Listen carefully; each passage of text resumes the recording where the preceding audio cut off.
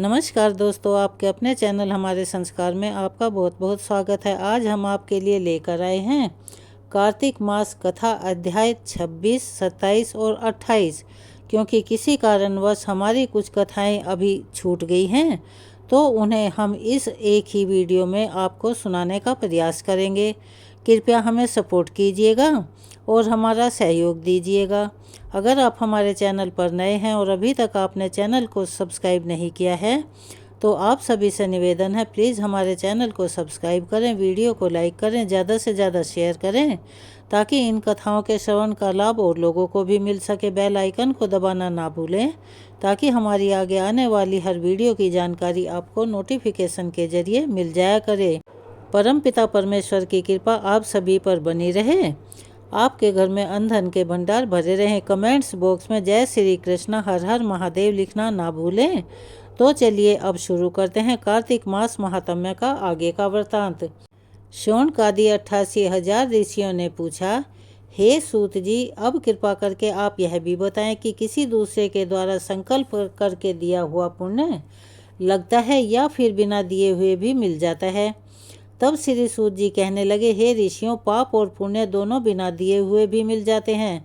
सतयुग में एक का किया हुआ पाप या फिर पुण्य कर्म सारे देश को, त्रेता युग में पूरे गांव को, द्वापर युग में पूरे कुल को मिलता था, परंतु इस घोर कलयुग में तो केवल पाप या पुण्य कर्म करने वाले को ही नहीं बल्कि उनके साथ जुड़े हुए लोगों को भी उसकी प्राप्ति होती है। एक पात्र में साथ साथ भोजन करने वाले को पाप और पुण्य का आधा आधा भाग मिलता है। पापी के साथ मिलकर बैठकर भोजन करने वाले को भी उसका पाप लगता है। पुण्य कर्म करने वाले व्यक्ति के साथ मिलकर यदि भोजन किया जाए तो उसके द्वारा किए गए पुण्यों का फल दूसरे को भी प्राप्त हो जाता है। दूसरे की निंदा करने वाले, सुनने वाले या फिर चिंतन करने वाले को भी बराबर पाप और पुण्य मिलता है। दूसरे का धन चुराकर दान देने वाला भी पाप का भागी बनता है। पाप या पुण्य का उपदेश करने वाले को छठा अंश प्राप्त होता है। प्रजा का छठा अंश राजा को प्राप्त होता है। इसी प्रकार शिष्य से गुरु, पिता से पुत्र और पत्नी से पति भी छठा अंश पाते हैं, चाहे वह पाप हो या पुण्य हो, परंतु पत्नी पति का आधा ही पुण्य पाती है। इस प्रकार बिना हुए भी एक दूसरे को पाप और पुण्य की प्राप्ति होती है। अब इस संबंध में हे ऋषियों, एक अत्यंत पुण्यदायी प्राचीन कथा में सुनाता हूँ, आप सभी ध्यानपूर्वक सुनिए। एक समय की बात है, उज्जैन नामक नगरी में धनेश्वर नाम का एक ब्राह्मणोचित कर्मों से रहित, यानी कि जो कर्म ब्राह्मणों के लिए निर्धारित किए गए हैं उन कर्मों को करता ही नहीं था, उन सभी पुण्य कर्मों से रहित एक जुआरी, मदिरा पीने वाला, वैश्यागामी और रस, कंबल और खाल बेचने वाला अत्यंत पापी ब्राह्मण रहा करता था। वह सामान खरीदने और बेचने के उद्देश्य से कई नगरों में घूमता फिरता एक बार महिष्मती नगरी में गया और वहां पर एक मास तक ठहरा। एक दिन नर्मदा नदी के तट पर उसने जप तप करने वाले ब्राह्मणों का पूजन और शाम को श्री हरि के नाम का दीपदान महोत्सव देखा। उसी रात को एक सांप ने उसे डस लिया और कुछ मनुष्यों ने उसके मुख में तुलसी दल और नर्मदा नदी का पवित्र जल डाला। इसके पश्चात उसकी मृत्यु हो गई और यमदूत उसे मारते पीटते यमराज के पास ले गए। यमलोक में बैठे चित्रगुप्त ने क्रोध भरी दृष्टि से उस पापी की ओर देखते हुए यमराज से कहा कि महाराज, यह तो बड़ा पापी इंसान है और इसने तो अपने पूरे जीवन में एक भी अच्छा काम नहीं किया, इसे तो कड़ी से कड़ी सजा मिलनी चाहिए। तब यमराज ने आज्ञा दी कि सबसे पहले इसे खोलते हुए तेल के कढ़ाव में डालो, उसके बाद मुदगर से मार लगाकर कुंभी पार नरक में डाल देना। परंतु जब उस व्यक्ति को खोलते हुए तेल में डाला गया तब वह तेल अपने आप ही एकदम शीतल हो गया। खोलता हुआ तेल एकदम ठंडा हो जाने की बात जब यमराज ने सुनी तो वे आश्चर्यचकित हो गए। ठीक उसी समय देवऋषि नारद यमराज की सभा में उपस्थित हुए। तब यमराज जी के पूछने पर देव ऋषि नारद कहने लगे कि धनेश्वर महापापी होने पर भी कार्तिक मास का व्रत करने वालों के सत्संग के प्रभाव से पुण्यात्मा हो गया है। मृत्यु के समय नर्मदा नदी का पवित्र जल और तुलसी दल इसके मुख में डाले गए थे। श्री हरि का नाम भी इसके कानों में पड़ा, बस इसी कारण इसके सारे पाप नष्ट हो गए हैं। यमराज जी को इतना बताकर देव ऋषि नारद वहां से ब्रह्मलोक को चले गए। तब यमराज जी ने भी धनेश्वर को नरक की घोर यातना से मुक्त कर दिया। इसके पश्चात धनेश्वर कुबेर देव का अनुगामी धन यज्ञ हुआ, जिनके नाम से अयोध्या नगरी में भगवान गदाधर नाम का तीर्थ विख्यात हुआ। सूत जी ने अंत में यूँ कहा कि हे ऋषियों, किसी इच्छा अथवा लालच से किया गया पाप गीला और कामना रहित पाप सूखा कहा जाता है। इस कार्तिक मास के व्रत के प्रभाव से मनुष्य द्वारा किए गए गीले अथवा सूखे अर्थात सभी प्रकार के पाप नष्ट हो जाते हैं। हे श्रोताओं, उस परमपिता परमात्मा की कृपा से आज यह कार्तिक मास महात्म्य यहाँ संपूर्ण हुआ। जो इसके अनुरूप आचरण करेगा वह तो जीवन में कभी सुख और जन्म में मोक्ष को प्राप्त होगा। श्रद्धा पूर्वक इस महात्म्य को पढ़ने, सुनने और सुनाने वाला भी असीम पुण्य फल को प्राप्त कर अंत समय में भगवान श्री हरि के बैकुंठ लोक को प्राप्त कर लेता है। अध्याय नंबर 26 यहाँ समाप्त होता है। अब हम आपको सुनाने जा रहे हैं कार्तिक मास कथा अध्याय 27। आज के व्रतांत में हम आपको बताने जा रहे हैं तुलसी जी की महिमा के बारे में। कार्तिक महीने में जो भी भक्त नित्य स्नान करके पवित्र होकर कोमल तुलसी दल से भगवान विष्णु की पूजा करते हैं वह निश्चय ही मोक्ष को प्राप्त करते हैं।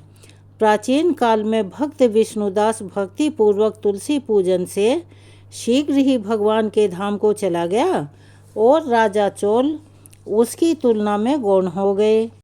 तुलसी पत्र से भगवान की पूजा पाप का नाश और पुण्य की वृद्धि करने वाली होती है।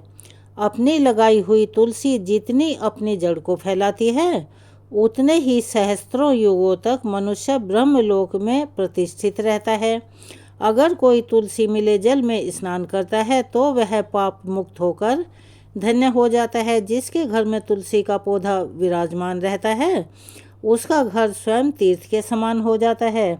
वहाँ यमराज के दूत भी नहीं आते। जो मनुष्य तुलसी काष्ठ संयुक्त गंध धारण करता है कोई पाप उसके शरीर का स्पर्श नहीं कर पाते। जहाँ तुलसी वन की छाया हो वहीं पर पितरों की तृप्ति के लिए श्राद्ध करना चाहिए। जिसके कान में, मुख में और मस्तक पर तुलसी जी के पत्ते की छाया अर्थात निशानी दिखाई देती है उस पर भूत प्रेत की कभी भी कोई छाया नहीं पड़ सकती।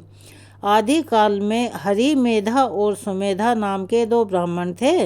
वह जाते जाते किसी दुर्गम वन में परिश्रम से व्याकुल हो गए तो वहां उन्होंने एक स्थान पर तुलसी दल देखा। सुमेधा ने तुलसी जी का महान वन देखकर उसकी परिक्रमा की और भक्ति पूर्वक प्रणाम किया। यह सब देखकर हरि मेधा ने उससे पूछा कि तुमने अन्य सभी देवताओं और तीर्थ व्रतों के रहते केवल तुलसी वन को प्रणाम क्यों किया? तब सुमेधा ने बताया कि प्राचीन काल में जब दुर्वासा के श्राप से देवराज इंद्र का ऐश्वर्य छीन गया था तब देवताओं और असुरों ने मिलकर समुद्र मंथन किया। तब धन्वंतरी रूप भगवान श्री हरि और अन्य दिव्य औषधियाँ प्रकट हुई। उन दिव्य औषधियों में मंडलाकार तुलसी जी उत्पन्न हुई जिसे ब्रह्मा आदि देवताओं ने श्री हरि को समर्पित किया और भगवान ने उसे तुरंत ही ग्रहण कर लिया। भगवान नारायण संसार के रक्षक और तुलसी जी उनकी प्रियतमा हैं, इसीलिए मैंने उन्हें प्रणाम किया। सुमेधा इस प्रकार कह ही रहे थे कि सूर्य के समान अत्यंत तेजस्वी विमान उनके निकट उतरा। उन दोनों के समक्ष ही वहाँ एक बरगद का वृक्ष गिर पड़ा। उस वट वृक्ष में से दो दिव्य पुरुष प्रकट हुए। उन दोनों ने हरि मेधा और सुमेधा को प्रणाम किया। तब दोनों ब्राह्मणों ने उनसे पूछा कि आप कौन हैं और हमें प्रणाम क्यों कर रहे हैं? तब उनमें से जो बड़ा था वह बोला, मेरा नाम आस्तिक है। एक दिन मैं नंदनवन में क्रीड़ा करने गया था तो देवांगनाओं ने मेरे साथ इच्छा अनुसार विहार किया। उस समय उन युवतियों के हार के मोती टूटकर तपस्या करते हुए लोमहर्ष ऋषि पर गिर पड़े। यह देखकर मुनि को बड़ा क्रोध आया। उन्होंने सोचा कि स्त्रियां तो परतंत्र होती हैं, अतः यह उनका अपराध नहीं, अवश्य ही दुराचारी आस्तिक ही श्राप के योग्य है। ऐसा सोचकर उन्होंने मुझे ही श्राप दे दिया कि अरे तू ब्रह्म राक्षस होकर बरगद के पेड़ पर निवास कर। जब मैंने उनसे विनती करके उन्हें प्रसन्न किया तो उन्होंने श्राप से मुक्ति की विधि सुनिश्चित कर दी और कहा कि जब तू किसी योग्य ब्राह्मण के मुख से तुलसी दल की महिमा सुनेगा तो तत्काल तुझे उत्तम मोक्ष की प्राप्ति हो जाएगी और तू श्राप से मुक्त हो जाएगा। इस प्रकार मुक्ति का श्राप पाकर मैं चिरकाल से इस वट वृक्ष पर निवास करता था और आज देववश आपके दर्शन से मुझे मुक्ति मिल गई है।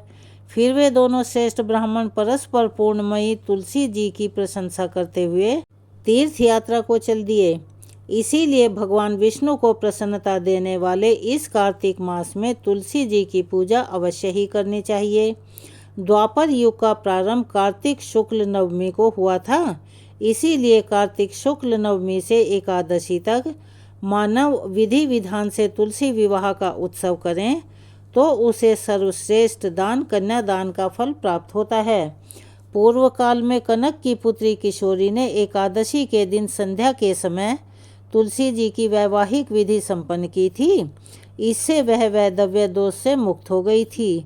जानिए तुलसी जी के विवाह की विधि क्या है। अपनी भक्ति और सामर्थ्य के अनुसार एक आधा चौथाई या 9 मिश्रित धातुओं से विष्णु जी और तुलसी जी की प्रतिमाएं बनवाएं। आप मिट्टी की प्रतिमाएं भी बनवा या बना सकते हैं। फिर तुलसी जी और भगवान विष्णु की प्रतिमा में प्राण प्रतिष्ठा करके स्तुति आदि के द्वारा भगवान को निद्रा से जगाएं। फिर पुरुष सूक्त से व षोडशोपचार से पूजा करें। पहले देश काल स्मरण करके गणेश जी का पूजन करें और फिर पुण्य वाचन करके वेद मंत्रों का उच्चारण करते हुए शंख और घंटी बजाते हुए भगवान विष्णु की प्रतिमा को तुलसी जी के समीप लाकर रख दें। प्रतिमा को सुंदर वस्त्र और अलंकारों से सजाएं। तुलसी जी की प्रतिमा के स्थान पर आप तुलसी जी के पौधे का भी प्रयोग कर सकते हैं। उस समय भगवान का आवाहन इस मंत्र से करें। हे भगवान माधव आइए, देव मैं आपकी पूजा करूंगा, आपकी सेवा में तुलसी को समर्पित करूंगा। आप मेरे सभी मनोरथ पूर्ण कीजिए। फिर 3 बार अर्घ और पाद्य अर्पण करके भगवान को समर्पित कर दें। फिर कांसे के पात्र में दही, घी और शहद रखकर उसे कांसे के ढक्कन से ढककर भगवान को अर्पण करें। इस प्रकार कहें कि हे श्री हरि, हे वासुदेव, आपको मेरा नमस्कार है, यह मधुपर्क ग्रहण कीजिए। फिर दोनों को एक दूसरे के समक्ष रखकर मंगल पाठ करें। इस प्रकार गोधूली बेला में जब भगवान सूर्य कुछ कुछ दिखाई देते हैं तब कन्यादान करने का संकल्प करें और भगवान से प्रार्थना करें कि आदि मध्य और अंत से रहित त्रिभुवन प्रतिपालक हे परमेश्वर, आप तुलसी जी को विवाह की विधि से ग्रहण कीजिए। यह वृंदावन की भस्म में स्थित रही है और आदि मध्य और अंत में शून्य है। आपको तुलसी जी अत्यंत प्रिय है, अतः मैं इन्हें आपकी सेवा में समर्पित करता हूँ या करती हूँ। मैंने जल के घड़ों से सींचकर और अन्य सभी प्रकार की सेवाएं करके अपनी पुत्री की तरह इन्हें पाला पोसा और बढ़ाया है और आपकी तुलसी आपको ही समर्पित कर रहा हूँ या कर रही हूँ। इसीलिए हे प्रभु, आप कृपा करके इसे ग्रहण कीजिए। भगवान विष्णु को फिर तुलसी जी का दान करके तुलसी जी और भगवान विष्णु की पूजा करें। अगले दिन प्रातः काल में फिर से पूजा करें। अग्नि की स्थापना करके उसमें द्वादशाक्षरी मंत्र का उच्चारण करके खीर, घी, मधु और तिल मिश्रित द्रव्य को 108 बार आहुतियाँ दें।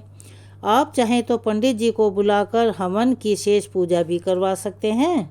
तब भगवान से प्रार्थना करके कहें कि हे प्रभु, आपकी प्रसन्नता के लिए मैंने यह व्रत किया। इसमें जो कुछ भी कमी रह गई हो वह आपके प्रसाद से पूर्णतः को प्राप्त हो। अब आप तुलसी जी सहित बैकुंठ धाम को पधारें। आप मेरे द्वारा की गई पूजा से संतुष्ट होकर मुझे कृतार्थ करते रहें। इस प्रकार व्यक्ति तुलसी विवाह का पारायण करके फिर भोजन करें और भोजन करने के बाद तुलसी जी के अपने आप गिरे हुए पत्तों को खाकर सभी पापों से मुक्त होकर भगवान के धाम को प्राप्त हो जाते हैं। भोजन में आंवला और बेर का फल खाने से हर प्रकार के दोष दूर होते हैं। कार्तिक मास कथा अध्याय 27 यहाँ समाप्त होता है। अब हम आपको सुनाने जा रहे हैं कार्तिक मास कथा अध्याय 28।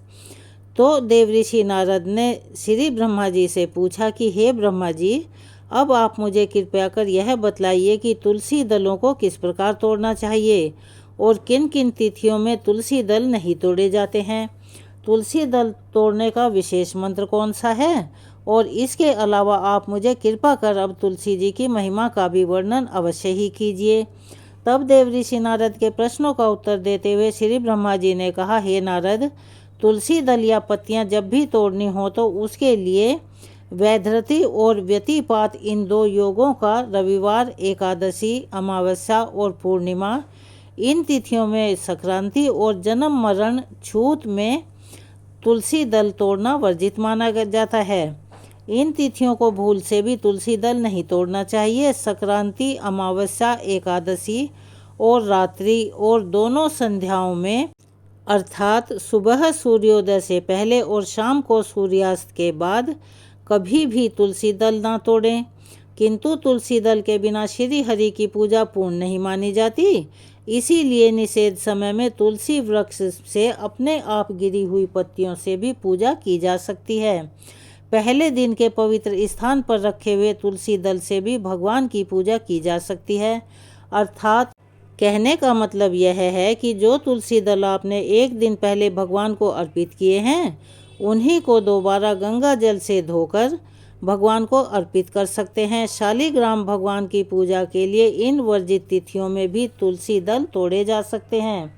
बिना स्नान के और जूता पहनकर कभी भी तुलसी दल ना तोड़ें और ना ही तुलसी जी को स्पर्श करें।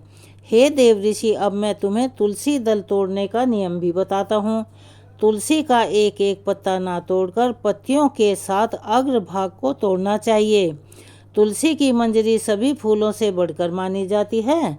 मंजरी तोड़ते समय उसमें पत्तियों का रहना भी आवश्यक होता है और इस प्रकार मंत्र पढ़कर पूज्य भाव से पौधे को बहुत ज़्यादा हिलाए डुलाए बिना तुलसी के अग्रभाग को तोड़ना चाहिए। इससे पूजा का फल लाख गुना बढ़ जाता है। मंत्र इस प्रकार हैं: ओम सुभद्राय नमः, ओम सुप्रभाय नमः। तुलसी दल तोड़ते समय श्रद्धापूर्वक सबसे पहले तुलसी जी को प्रणाम करके फिर इन मंत्रों का जाप करते हुए ही तुलसी दल को तोड़ना चाहिए। सभी को अपने घर में, अपने आंगन में तुलसी जी का पौधा अवश्य लगाना चाहिए।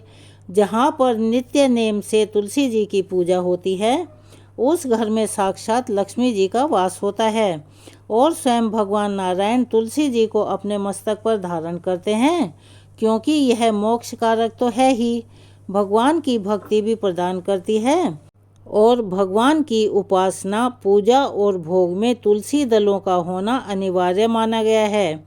हे देवऋषि, कहने का तात्पर्य यह है कि जो भी मनुष्य तुलसी अपने घर में लगाता है, जब तक उसकी शाखा प्रशाखा, बीज, पुष्प और सुंदर दलों के साथ पृथ्वी पर बढ़ती रहती है, तब तक उसके वंश में जो जन्म लेते हैं वे 2000 कल्पों तक श्री हरि के धाम में निवास करते हैं। संपूर्ण पत्रों और पुष्पों को भगवान के चरणों में चढ़ाने से जो फल मिलता है, वह बस एकमात्र तुलसी दल के अर्पण से ही प्राप्त हो जाता है।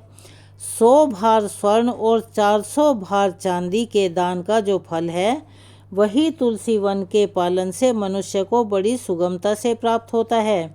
जिसके घर में तुलसी का पौधा या बगीचा होता है, उसका वह घर साक्षात तीर्थ के समान होता है और वहाँ यमराज के दूत भी कभी नहीं आते। हे नारद, अब मैं तुम्हें तुलसी की माला धारण करने के संबंध में कुछ अनिवार्य बातें बताता हूँ।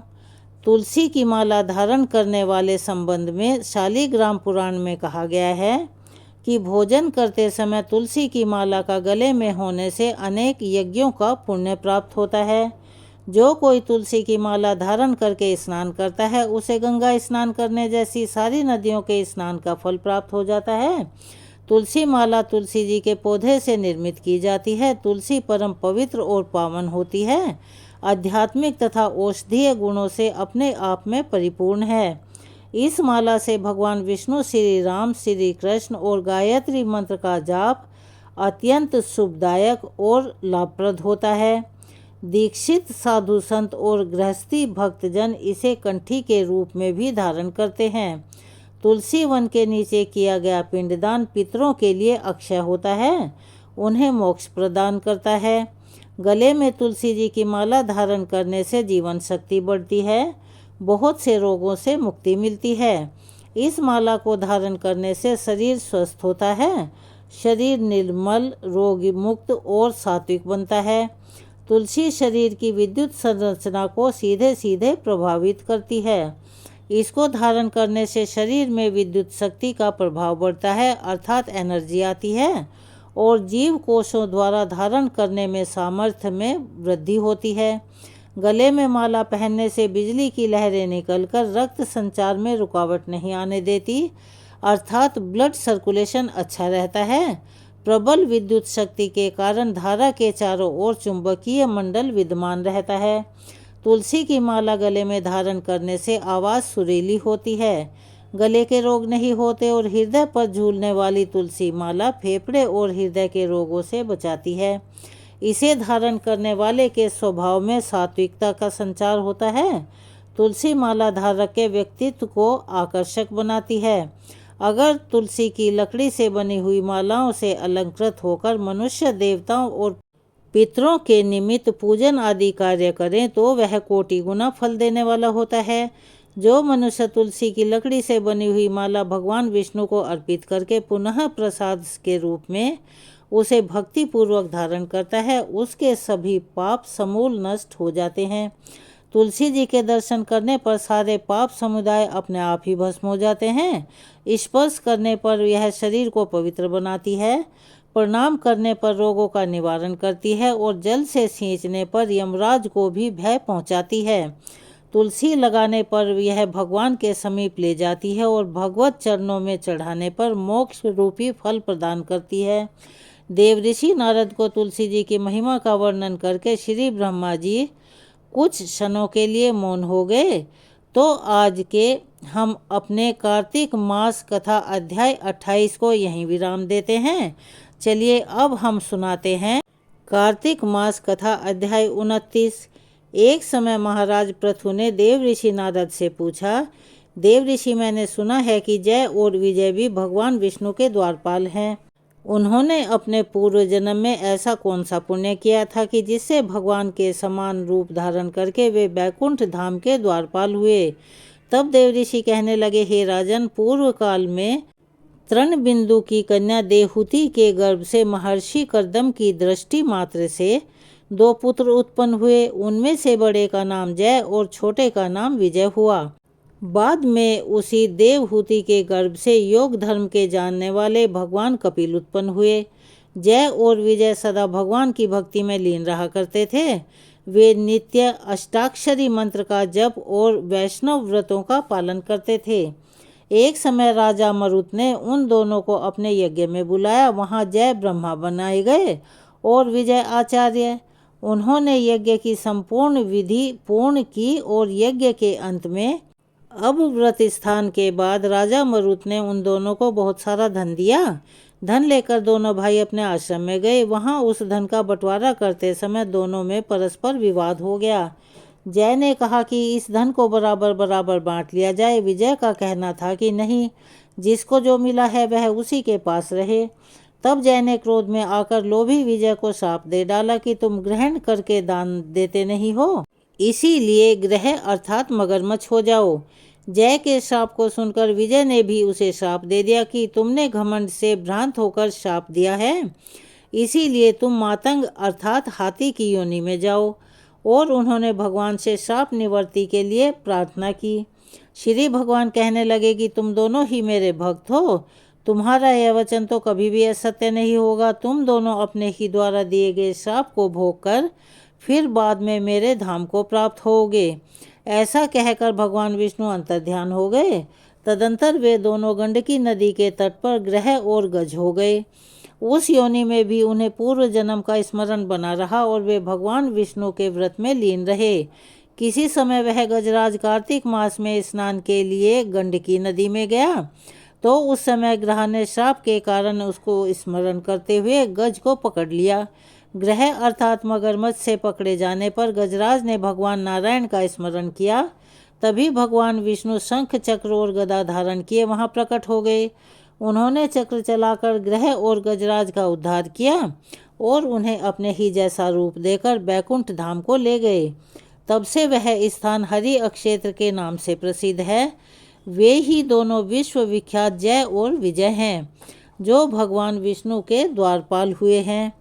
हे राजन, अब ईर्ष्या और द्वेष का त्याग करके सदैव भगवान विष्णु के व्रत में लीन रहना चाहिए, समदर्शी बनना चाहिए। कार्तिक, माघ और बैसाख के महीने में सदैव प्रातः काल स्नान करना चाहिए। एकादशी व्रत में के पालन में स्थिर रहना चाहिए। तुलसी जी के बगीचे की रक्षा करनी चाहिए। ऐसा करने से तुम भी शरीर का अंत होने पर भगवान विष्णु के परम पद को प्राप्त हो जाओगे।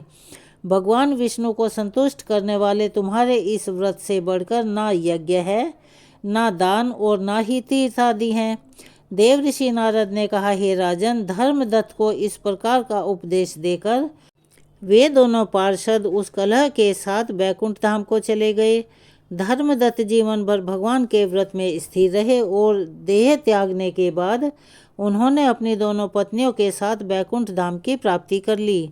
राजा पृथु ने कहा, हे देव ऋषि, आपने कलह द्वारा मुक्ति पाए जाने का वृतांत मुझसे कहा, जिसे मैंने ध्यानपूर्वक सुना है। देव ऋषि, यह काम उन दो नदियों के प्रभाव से हुआ था। कृपया वह भी मुझे बताने की कृपा कीजिए। नारद जी बोले, हे राजन, कृष्णा नदी साक्षात भगवान श्री कृष्ण महाराज का शरीर और वेणी नामक नदी भगवान शंकर का शरीर है। इन दोनों नदियों के संगम का महात्म्य श्री ब्रह्मा जी भी वर्णन करने में समर्थ नहीं हैं। फिर भी क्योंकि आपने प्रश्न पूछा है, इसीलिए आपको इनकी उत्पत्ति का वृतांत सुनाता हूँ। ध्यान से सुनिए। चक्षु मनवंतर के आरंभ में ब्रह्मा जी ने सही पर्वत के शिखर पर यज्ञ करने का निश्चय किया। वह भगवान विष्णु, भगवान शंकर और समस्त देवताओं सहित यज्ञ की सामग्री लेकर उस पर्वत के शिखर पर गए। महर्षि भृगु आदि ऋषियों ने ब्रह्म मुहूर्त में उन्हें दीक्षा देने का विचार किया। फिर भगवान विष्णु ने ब्रह्मा जी की भार्या त्वरा को बुलाया।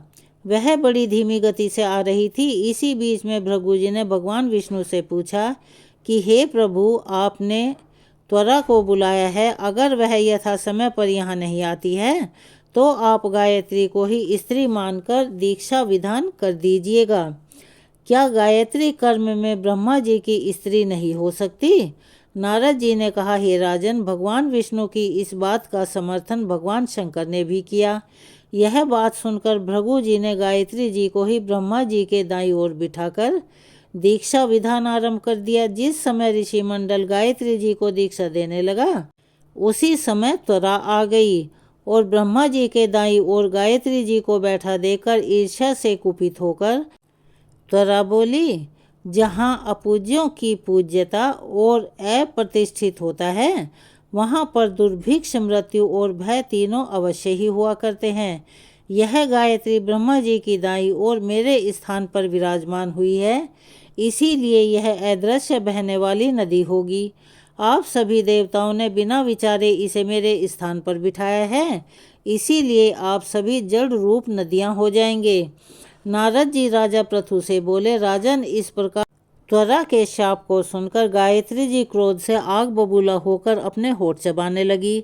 देवताओं के मना करने पर भी उन्होंने उठकर त्वरा को श्राप दे डाला। गायत्री बोली, त्वरा, ब्रह्मा जी तुम्हारे पति हैं, उसी प्रकार मेरे भी पति हैं। तुमने तो व्यर्थ में ही श्राप दे डाला है, इसीलिए तुम भी नदी हो जाओ। इस प्रकार श्राप सुनते ही सभी देवी देवताओं में खलबली मच गई। सभी देवताओं त्वरा को साष्टांग प्रणाम करके बोले, हे देवी, तुमने ब्रह्मा आदि समस्त देवताओं को जो श्राप दिया है वह उचित नहीं है, क्योंकि अगर हम सब जड़ रूप नदियां हो जाएंगे तो फिर निश्चय ही ये तीनों लोग बच नहीं पाएंगे, क्योंकि यह श्राप तुमने बिना विचारे दिया है, इसीलिए यह श्राप तुम वापस ले लो। त्वरा ने कहा, हे देवगणों, आपके द्वारा यज्ञ के आरंभ में गणेश पूजन न किए जाने के कारण ही यह विघ्न उत्पन्न हुआ है और मेरा यह श्राप कदापि खाली नहीं जा सकता। इसीलिए आप सभी अपने अंगों से जड़ीभूत होकर अवश्य में नदियाँ बनोगे। हम दोनों सौतन भी अपने अपने वंश में पश्चिम में बहने वाली नदियाँ बनेंगी। नारद जी राजा पृथु से बोले, हे राजन, इस प्रकार त्वरा के वचन सुनकर भगवान विष्णु, शंकर आदि सभी देवता अपने अपने अंशों से नदियाँ बन गए। भगवान विष्णु के अंश से कृष्णा, भगवान शंकर के अंश से वेणी और श्री ब्रह्मा जी के अंश से कुकुदमती नामक नदियाँ उत्पन्न हो गई। समस्त देवताओं ने अपने अंशों को जड़ बनाकर वहीं सही पर्वत पर फेंक दिया। फिर उन लोगों के अंश पृथक पृथक नदियों के रूप में बहने लगे। देवताओं के अंशों से सहस्त्रों की संख्या में पश्चिम की ओर बहने वाली नदियाँ उत्पन्न हो गई। गायत्री और त्वरा दोनों पश्चिम की ओर बहने वाली नदियाँ होकर एक साथ बहने लगी। उन दोनों का नाम सरस्वती पड़ गया। ब्रह्मा जी ने यज्ञ स्थान पर भगवान विष्णु और भगवान शंकर की स्थापना की। दोनों देवता महाबल और अतिबल के नाम से प्रसिद्ध हुए। हे राजन, कृष्णा और वेणी नदी की उत्पत्ति का यह वर्णन जो भी मनुष्य सुनेगा या दूसरों को सुनाएगा या कहीं पढ़ेगा, उसे नदियों के दर्शन और स्नान का पूर्ण फल प्राप्त हो जाएगा। कार्तिक मास कथा अध्याय 29 यहाँ पर संपूर्ण होता है। इसके आगे का वृतांत हम अपनी अगली वीडियो में सुनाएंगे। चलिए नियम के अनुसार अब करते हैं तुलसी चालीसा का पाठ। जय जय तुलसी भगवती सत्यवती सुखदानी, नमो नमो हरि प्रेयसी श्री वृंदा गुण खानी। श्री हरि शीश विराजनी देहु अमरवर अम्ब, जनहित हे वृंदावनी अब न करहु विलम्ब। धन्य धन्य श्री तुलसी माता, महिमा अगम सदा श्रुति गाता। हरि के प्राण हु से तुम प्यारी, हरि ही हेतु कीनो तप भारी। जब प्रसन्न है दर्शन दीनो, तब कर जोरी विनय उस कीनो। हे भगवंत कंत मम हो, दीन जानि जनि छाड़हु छोहु। सुनि लक्ष्मी तुलसी की बानी, दीन हो श्राप कध पर आनी। उस अयोग्य वर मांगन हारी, हो विटप तुम जड़ तनुधारी। सुने तुलसी ही शप्यो ते ही ठामा, करहु वास तुहु नीचन धामा। दियो वचन हरि तब तत्काला, सुनहु सुमुखी जनि हो विहाला। समय पाई विहोरो पाती तोरा, पूजिहु आस वचन सत मोरा। तब गोकुल मह गोप सुदामा, तासु भई तुलसी तू बामा। कृष्ण रास लीला के माही, राधे शक्य प्रेम लखि नाही। दियो श्राप तुलसी ही तत्काला, नरलोक ही तुम जन्महु बाला। यो गोप यह दानव राजा, शंखचूड़ नामक सिर ताजा। तुलसी भई तासु की नारी, परम सती गुण रूप अगारी। असुदय कल्प बीत जब गयो, कल्प तृतीय जन्म तब भयो। वृंदा नाम भयो तुलसी को, असुर जलंधर नाम पति को। करियति द्वंद अतुल बल धामा, लीन्हा शंकर से संग्रामा। जब निज सैन्य सहित शिवहारे, मरहि न तब हर हरि ही पुकारे। पतिव्रता वृंदा थी नारी, को न सके पति ही संगारी। तब जलंधर ही भेष बनाई, वृंदा ढिघरि पहुँचो जाई। शिव हित लही करी कपट प्रसंगा, कियो सती तो धर्म तो ही भंगा। भयो जलंधर कर संघारा, सुनि उर शोक उपारा। तिहि शन दियो कपट हरि टारी, लखी वृंदा दुख गिरा उचारी। जलंधर जस हत्यो अभीता, सोई रावण तस हरि सीता। अस प्रस्तर सम हृदय तुम्हारा, धर्म खंडी मम पति ही संघारा। यही कारण लही श्राप हमारा, होवे तनु पाषाण तुम्हारा। सुनि हरि तुरत ही वचन उचारे, दियो श्राप बिना विचारे। लख्यो न निज कर तूति पति को, छलन चाहियो जब पार्वती को। जड़मति तुहु अस हो जड़ रूपा, जगमह तुलसी बिटप अनूपा। धग्व रूप हम शालिग रामा, नदी गंडकी बीच ललामा। जो तुलसी दल हम ही चढ़ई हैं, सब सुख भोग परम पद पई हैं। बिन तुलसी हरि जलत शरीरा, अतिशय उठत शीश उर पीरा। जो तुलसी दल हरि शिर धारत, सो सहस्त्र घट अमृत डारत। तुलसी हरि मन रंजनिहारी, रोग दोष दुख भंजनिहारी। प्रेम सहित हरि भजन निरंतर, तुलसी राधा में नहीं अंतर। व्यंजन हो 56 हो प्रकारा, बिनु तुलसी दल ना हरि ही प्यारा। सकल तीर्थ तुलसी तरु छाही, लहत मुक्ति जन संशय नाही। कवि सुंदर इक हरि गुण गावत, तुलसी ही निकट सहस गुण पावत। बसत निकट दुर्वासा धामा, जो परियासत पूर्व ललामा। पाठ करहि जो नित नर नारी, होई सुख भासहि त्रिपुरारी। तुलसी चालीसा पढ़हि, तुलसी तरु ग्रह धारी। दीप दान करि पुत्र, फल पावहि बंधु नारी। सकल दुख दरिद्र हरि, हार हवै परम प्रसन्न। आशिय धन जन लड़हि, ग्रह बसहि पूर्ण अत्र। लाही अभिमत फल जगत मह, लाही पूर्ण सब काम। जेई दल अर्पहि तुलसी, तहाँ सहस बसहि हरि राम। तुलसी महिमा नाम लख, तुलसी सुत सुख राम। मानस 40 रच्यो, जगमह तुलसीदास। यहाँ पर तुलसी चालीसा समाप्त होती है। चलिए, जैसा कि कथा के अंत में महारानी तुलसी की आरती करना अनिवार्य होता है, तो चलिए हम सब मिलकर गाते हैं तुलसी महारानी की आरती। तुलसी महारानी नमो नमो, हरि की पटरानी नमो नमो। तुलसी महारानी नमो नमो, धन्य तुलसी पूरण तप कीनो। शालिग्राम बनी पटरानी नमो नमो। तुलसी महारानी नमो नमो, हरि की पटरानी नमो नमो। जाके पत्र मंजरी कोमल, श्रीपति कमल चरण लपटानी नमो नमो। तुलसी महारानी नमो नमो, हरि की पटरानी नमो नमो। कौन महीने बोई रानी तुलसा, कौन महीने हुई हरियाली नमो नमो। तुलसी महारानी नमो नमो, हरि की पटरानी नमो नमो। कौन महीने हुई तेरी पूजा, कौन महीने हुई पटरानी नमो नमो। तुलसी महारानी नमो नमो, हरि की पटरानी नमो नमो। आषाढ़ मास में बोई रानी तुलसा, सावन महीने हुई हरियाली नमो नमो। तुलसी महारानी नमो नमो, हरि की पटरानी नमो नमो। कार्तिक मास में हुई तेरी पूजा, मंगसिर मास हुई पटरानी नमो नमो। तुलसी महारानी नमो नमो। धूप दीप नवैध आरती, पुष्पन की वर्षा बरसानी नमो नमो। तुलसी महारानी नमो नमो, हरि की पटरानी नमो नमो।